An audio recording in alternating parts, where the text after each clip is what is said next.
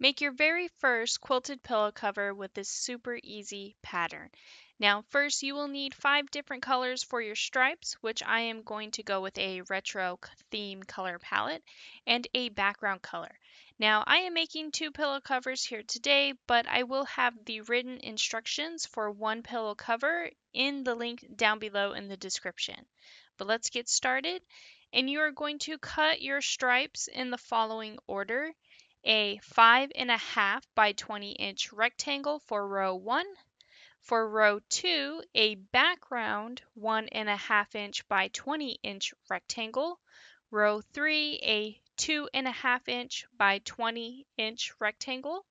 Row 4, a background 1.5-inch by 20-inch rectangle. Row 5, a 2.5-inch by 20-inch rectangle. Row 6, a background 1.5-inch by 20-inch rectangle. Row 7, a 2.5-inch by 20-inch rectangle. For row 8, a background 1.5-inch by 20-inch rectangle. And lastly, for row 9, a 5.5 by 20-inch rectangle.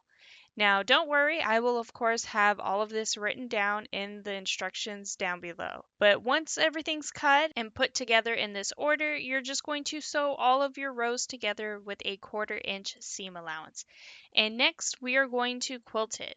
So go ahead and take a 22-inch square backing and place it wrong side up, followed by a 21-inch square piece of batting.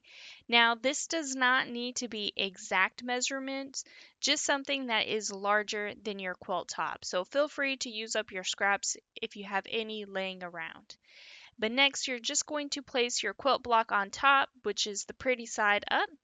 And you can use basting spray or pins to hold everything in place and go ahead and quilt it. Now, of course, you could do this as a quilt as you go method, whichever you prefer, but I wanted to show the stitching of the quilting on top, so that's why I went in this direction. But you do it however you like. Now, after you've quilted your block, go ahead and trim the excess batting and backing fabric and cut it to a 20-inch square.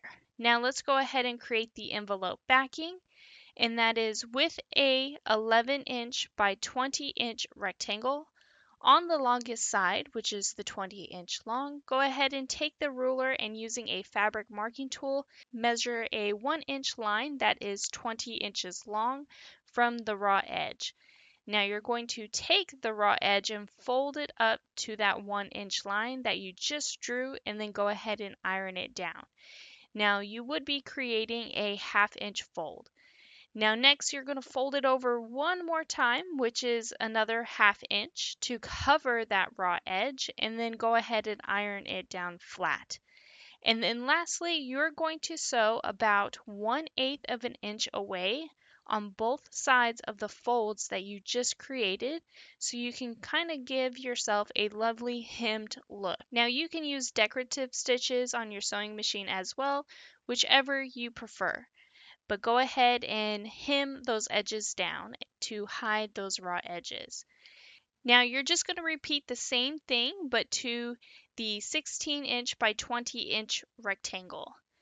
Now go ahead and place your quilted pillow top right side up, followed by the larger rectangle on top with the pretty side facing down.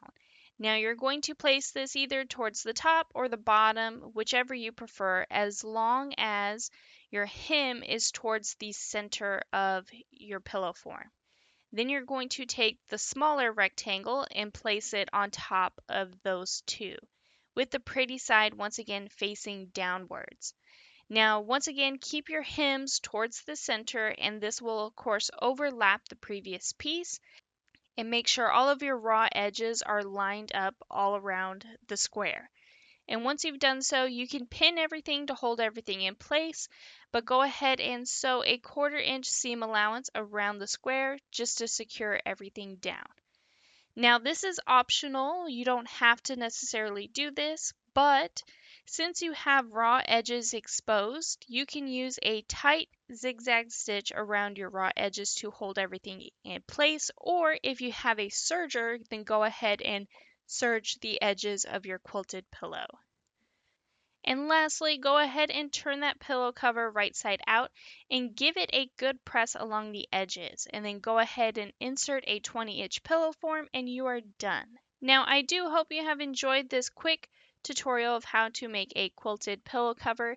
And if you could please take a moment to hit that like and subscribe button, hit that notification bell so you can be notified for your next amazing quilt project.